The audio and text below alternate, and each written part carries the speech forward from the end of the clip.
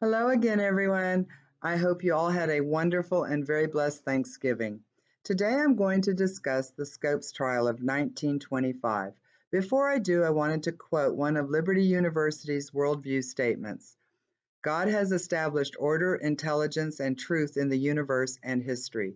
To me, this definitely applies to the Scopes trials. God has established these things. It is up to us to recognize these truths. Growing up as a Portuguese Roman Catholic, I often wondered how I could marry creation and evolution to make sense. Even though equipped with much more information, knowledge, and awareness, in honesty, I still struggle with doctrine versus interpretation of doctrine. However, different people interpret things differently, and this is why and where so many of our disputes come from. When it comes to disputes, the Scopes trial is a big one. In fact, it is a dispute that is still going on today, 95 years later. This is a dispute over evolution versus divine creation.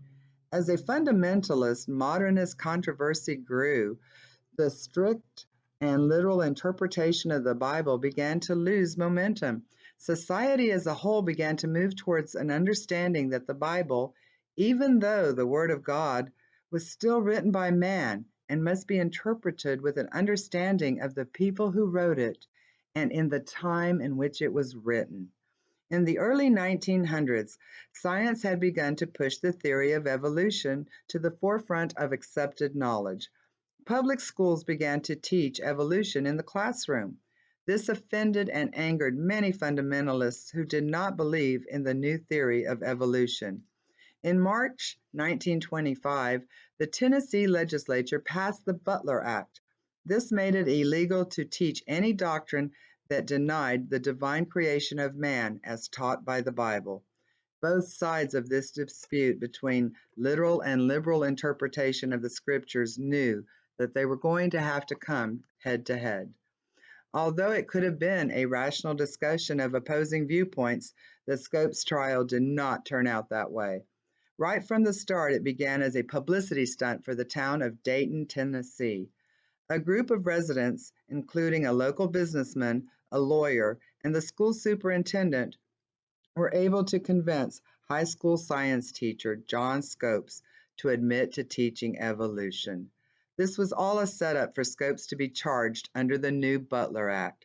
Scopes was not even clear on whether or not he had actually taught evolution as a subject, but did know he had used materials that included evolution. Scopes was immediately charged. The trial was then set up to be a press bonanza.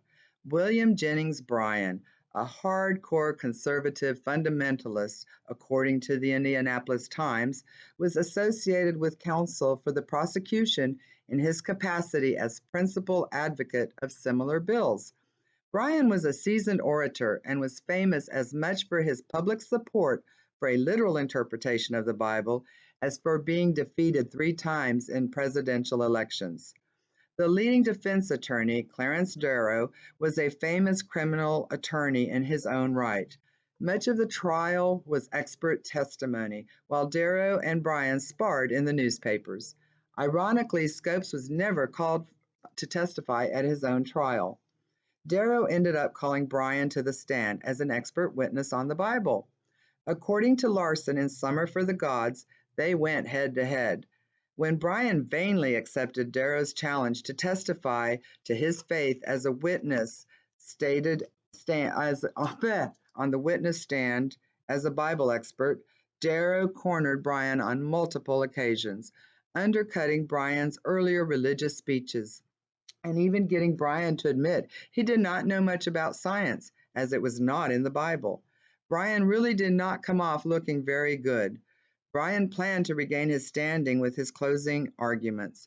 Unfortunately for Bryan, Darrow had seen this coming and was not about to allow Bryan to do what he was really good at, give a passionate and well-written speech. In a move that no one saw coming, as soon as Bryan was done testifying, Darrow changed Scopes' plea to guilty, and the trial ended. Scopes was fined $100. The trial was over. As much of a farce as parts of this trial were, it really addressed a contentious issue with worldwide awareness. The New York Times published an article on July 22, 1925, regarding a group of leading French scientists who protested the Butler Act as an odious effort to suppress free thought.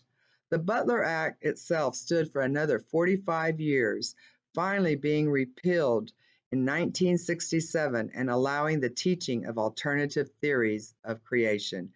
Even today, this debate continues about what to teach our children in the classroom. Should we teach them creationism only? Should we teach them evolution only? Should we teach both or a combination of the two? Unfortunately, almost 100 years after the Scopes trial, the debate still rages. Thank you for your time. Peace and blessings.